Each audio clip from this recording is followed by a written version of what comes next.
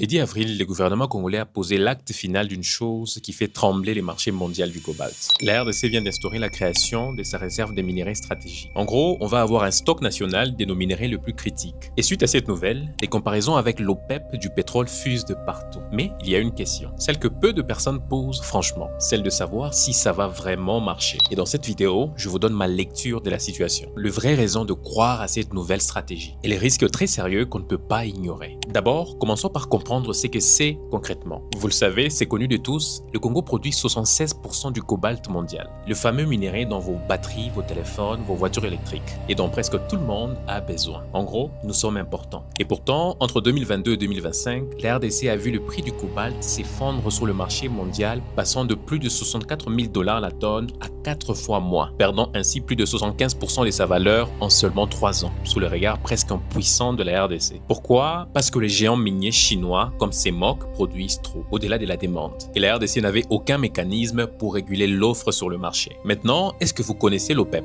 C'est les fameux clubs de pays producteurs du pétrole. Quand il y a trop de pétrole sur le marché, ces pays réduisent leur production. Ainsi, le prix remonte. L'Arabie Saoudite, pays membre de ces clubs, fait ça depuis 60 ans. Elle produit à peine 12% du pétrole mondial, mais elle fait bouger les marchés. La RDC, elle, représente 76% de la production mondiale du cobalt, à elle seule. C'est une position infiniment plus puissante. Mais alors, pourquoi toutes ces années, elle n'avait presque pas son mot à dire sur le marché? C'est un vrai paradoxe. Et face à cela, il nous a fallu agir. Et le 10 avril dernier, lors de la 86e réunion du Conseil des ministres, le gouvernement a adopté le projet de décret instituant une réserve des substances minérales stratégiques, comme le cobalt. Et c'est l'ARCOM, notre autorité de régulation, qui va s'en occuper. Autrement dit, l'ARCOM peut désormais imposer des quotas stricts de production et stocker du cobalt dans une réserve dite stratégique. En gros, elle sera capable de retenir les volumes, assécher les marchés et forcer le prix à la hausse. Exactement comme l'OPEP. C'est très intéressant. Et voici pour moi 3 raisons sérieuses de croire que ça peut fonctionner. Premièrement, avec 76% de la production mondiale, la RDC est quasi incontournable. C'est vrai qu'en ce moment, certains acheteurs essaient de fuir